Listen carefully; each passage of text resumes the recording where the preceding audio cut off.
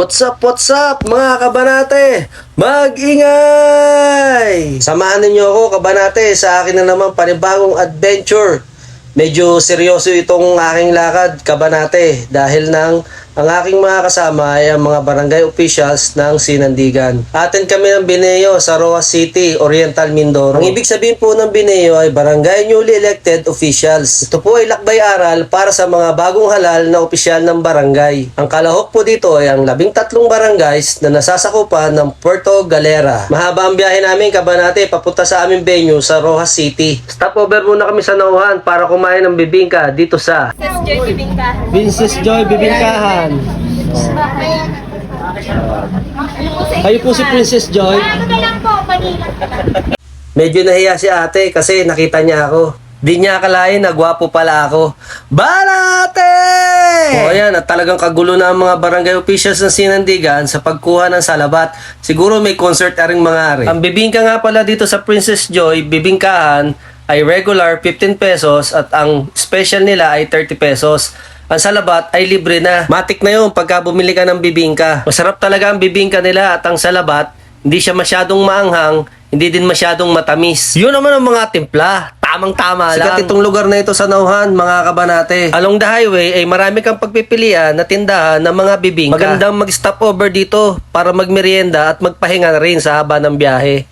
Ito nga pala ang kanilang lutuan ng bibingka, kabanate. Ang bibingka ay niluluto sa uling, sa ibabaw at saka sa ilalim. Ang ingredients ng bibingka ay giniling na bigas, itlog na kinamot, at saka margarine. O ayan, nagpasample pa si ate oh.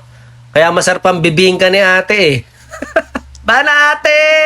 Siyempre, tapos na magmerienda, larga na uli kami, kabanate. Ang biyahe namin ay abutin ng 4 na oras papunta sa venue ng Bineo. At syempre, para hindi antukin sa biyahe, hindi mawawala ang kulitan. O ayan, sikon-siko.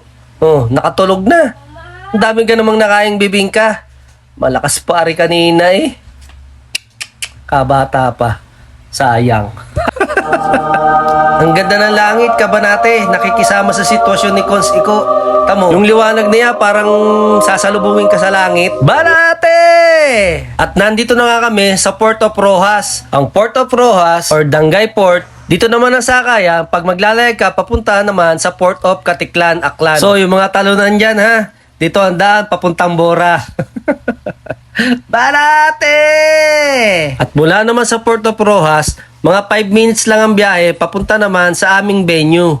Salamat sa Panginoong Diyos, naging maayos at ligtas ang aming biyahe papunta sa venue. Ang venue ng aming Bineo, kabanate, ay ang La Primera Grande Beach Resort. Ito po ay inorganisa ng DILG Puerto Galera sa pakikipagtulungan ng aming butihing mayor, Mayor Rocky D. Ilagan, Vice Mayor Marlon L. Lopez, Sangguniang Bayan members of Puerto Galera, ABC President Cap Melchor Halak of Barangay San Antonio.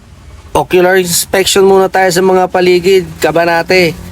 Talagang mahaba ang biyahe, mag-iinat-inat muna tayo bago tayo pumasok sa loob. Halos lahat ng mga barangay representatives ay nandito na din sa venue, mga kabanate. Isa-isa na sila nagdadatingan galing sa Puerto Galera. Ayan, sikon-siko, dali-dali ng pagkuha ng mga gamit. Papunta na daw siya sa kwarto at siya daw ay antok na antok. Sa lagay bitin sa pagtulog sa van. Banate! Yan, papasok na kami ng aming kwarto. Nasa 3rd floor ang aming mga kwarto, kabanate. Sama-sama kami mga lalaki sa loob. Yan, si Consehal Pasio. Kala mo na may ang forma oh. Ano yung mamimili ng baka eh. Yan, ayos. Oh. Yan, siko-siko. Oh, tutulog ka na. Hindi pa. Buksan daw niya muna ang aircon.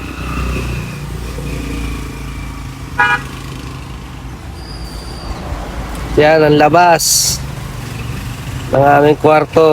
Laki ng swimming pool. Oh. Daming kwarto. Sa harap ng dagat. At dahil nga mahaba ang aming biyahe, inabot na kami ng hapunan.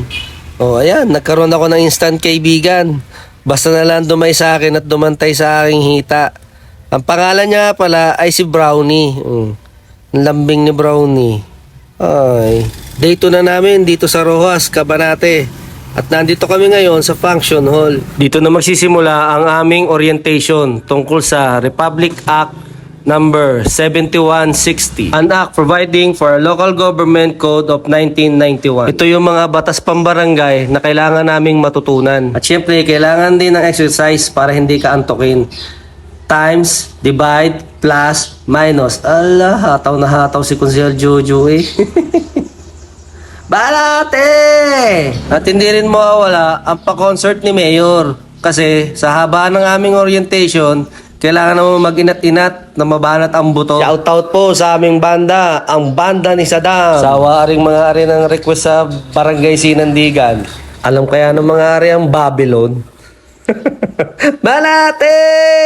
Last day na namin Bineo mga kabanate. Maraming salamat sa DLG sa pag-organisa ng mga ganitong lakbay aral. Malaking tulong ito sa aming mga baguhang barangay officials. Dito namin matututunan ang mga batas at mga basic rules kung paano magpatakbo ng barangay. Taos puso po ang aking pasalamat unang-una sa aking pamilya, sa inyo mga kabarangay ko na nagluklok sa akin at nagtiwala, at sa poong may kapal. At syempre, hindi mawawala ang pagpapakudak ay walang evidence.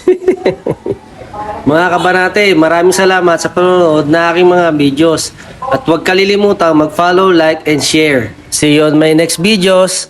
God bless. Banate!